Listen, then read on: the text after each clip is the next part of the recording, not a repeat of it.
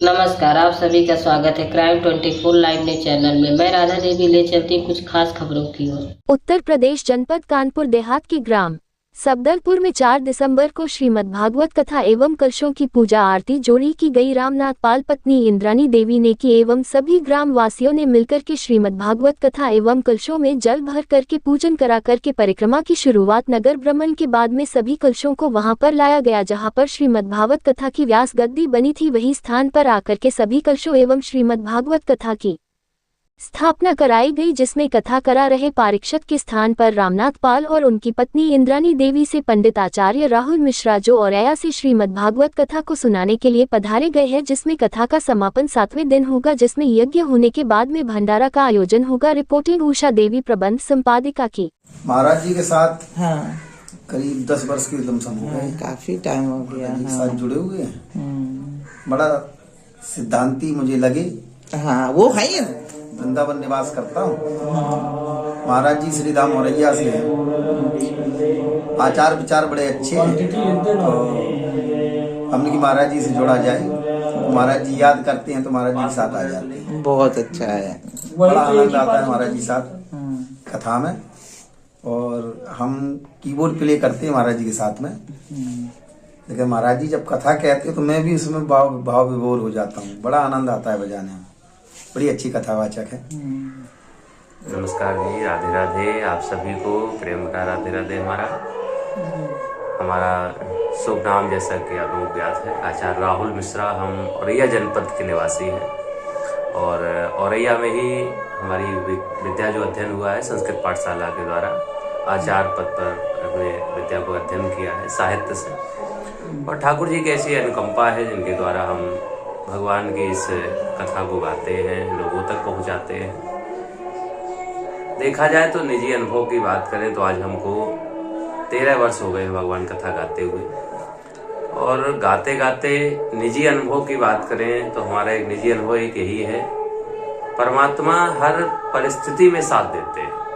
किसी भी परिस्थिति में आप रहें, चाहे आप दुख में हो या सुख में हो, अनुभव करोगे तो परमात्मा आपके साथ अवश्य है। बहुत बार ऐसा हुआ कि हमें निजी अनुभव में ऐसी अनुभूति हुई, बहुत से कष्ट आए जीवन में जिन कष्ट में किसी ने साथ नहीं दिया। तो जब हमने महसूस किया तो हमें परमात्मा साथ मिला।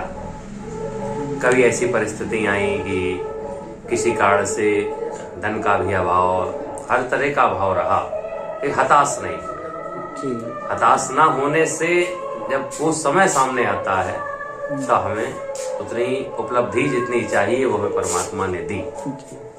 लोग विचार कर लेते हैं कि भगवान हमें कम देते हैं या जितना चाहते हैं।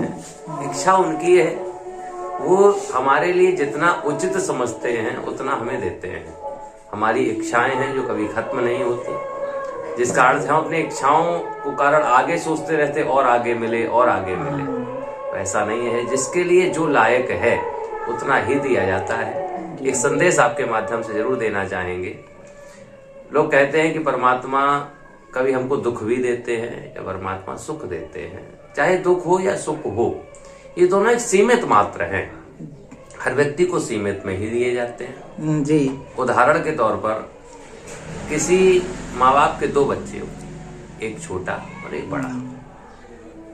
जब बाजार जाते हैं तो अगर पिता साथ में है, उसके पास 2 झोले हैं, 2 झोलों में वजन है जी। पिता अपने विवेक के अनुसार बड़े पुत्र को बड़ा झोला देगा और छोटे पुत्र को छोटा झोला देगा।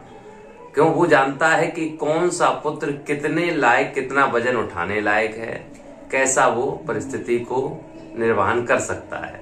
परमात्मा के लिए हम सब संतान हैं। उसी आधार पर वो जानता है कि कितने दुख को उठा सकता है या कितने सुख में ये जी सकता है, तो उतना ही दुख देते हैं, उतना ही सुख देते हैं। ऐसा कुछ नहीं, हमारे कर्म ही हमारे आगे चलते हैं। परमात्मा की कृपा के अनुसार हम अपने कर्मों का निर्वहन करते हुए धर्म के आधार पर चलेंगे तो हमारा सनातन भी बढ़ेगा, हमारा धर्म की ध्वजा बढ़ेगी। और सनातन और धर्म जब हमारा बढ़ेगा तो हमारा उत्थान तय है। और धर्म को अगर लेकर नहीं चलेंगे तो हमारा विनाश भी होना, ये तय है। इसलिए संस्कार को अगर श्रृंगार कर चलोगे तो तुम्हारा उत्थान होता रहेगा, संस्कृति बढ़ती रहेगी। और अगर श्रृंगार को ज्यादा महत्वता दोगे, दिखावा को महत्वता दोगे तो संहार तय है।